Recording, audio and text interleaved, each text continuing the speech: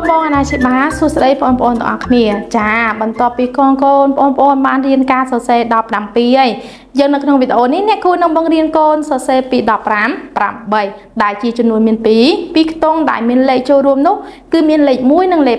5 8ចាយើងសូមកូនមើលផ្នែកខាងនេះសិនមុននឹងការសរសេរនេះអ្នកគ្រូចង្អុលនេះគឺជាក្របបាល់យើងក្របបាល់ដែលពណ៌ខៀវមានសុំពត់ជុំវិញនេះគឺមានចំនួនប៉ុន្មានកូនចាល្អគឺមានចំនួន10រីឯក្រហមនេះគឺមានចំនួន5 8នេះគឺ15 8យើងក៏មើលផ្នែកខាងនេះគឺ15 8ចាអញ្ចឹងអ្នកគ្រូនឹងបង្ហាញនៃការសរសេរសូមកូនមើលខាងនេះចាអញ្ចឹង18គឺកូនទាំងអស់គ្នាគឺមានលេខ1និងលេខ8ដែលចូលរួមគ្នាកូនចាប់ផ្ដើមសរសេរលេខ1ដំបូងចាប់ផ្ដើមចាកូនគួចឲ្យកោងឡើងទៅលើមកចុះមកខាងក្រោមងាកទៅឆ្វេងបន្តមកទៀតកូនសរសេរលេខ8កូនគួចចូលខាងក្នុងមកដូចនេះគូបាច់ហ្នឹងកូនចាចុះក្រោមឡើងលើចុះក្រោមឡើងលើហើយកោងទៅស្ដាំឡើងលើងាកទៅស្ដាំបន្តិចនោះកូននឹងទទួលបាន15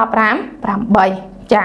អញ្ចឹង18គឺកូនទាំងអស់គ្នាបានមើលពីជំហាននៃការសរសេរអញ្ចឹងអ្នកគ្រូនឹងបង្ហាញនៅលើក្តារខៀនបន្ថែមទៀតចាយកសូមកូនមើលទាំងអស់គ្នាចា18គឺជាចំនួនមាន2ខ្ទង់ដែលមានលេខចូលរួមដំបូងគេនោះគឺលេខ1អ្នកគ្រូចាប់ផ្ដើមនេះកូនគួចកោងឡើងទៅលើហើយកូនងាកមកឆ្វេងបន្តមកទៀតកូនសរសេរលេខ8កូនគួចចូលក្នុងចាចុះហើយឡើងលើចុះក្រោមឡើងលើចាហើយកូនកោងបន្តិចមកឡើងលើហើយកូនកោងបន្តិចនេះទទួលបាន15 8ម្ដងទៀតចាកូនដំបូងគេគឺសរសេរលេខ1ចាអ្នកគ្រូសរសេរលេខ1បន្តមកទៀតអ្នកគ្រូសរសេរលេខ8គួចចុះបែបនឹងមកកោងហើយដល់លើកោងបែបនេះគឺ15 8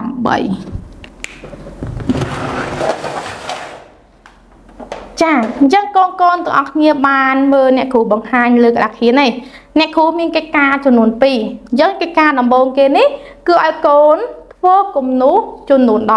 18នេះកូនឃើញទេកូនចាគឺ18ពេញលេញអ្នកគ្រូធ្វើជាគំរូនេះសុទ្ធសឹងតែជាគំនូស18ទាំងអស់យើងកូនទាំងអស់គ្នាយកខ្មៅដែរក៏បាន color ក៏បានដែរបើចាប់ដើមដំបូងគេគឺលេខ1បន្ទាប់គឺលេខ8នោះកូននឹងទទួលបានចំនួន15 8ចាបន្តទៀតលេខ2នេះចូលកូនសរសេរចំនួន15 8នេះកូនឃើញអត់18ពេញលេញត្រូវអត់កូននេះគឺជាទីតាំងដែលកូនត្រូវសរសេរនេះគ្រូបានបញ្ជាក់កូនថាសរសេរត្រូវផ្អែកតាមគំ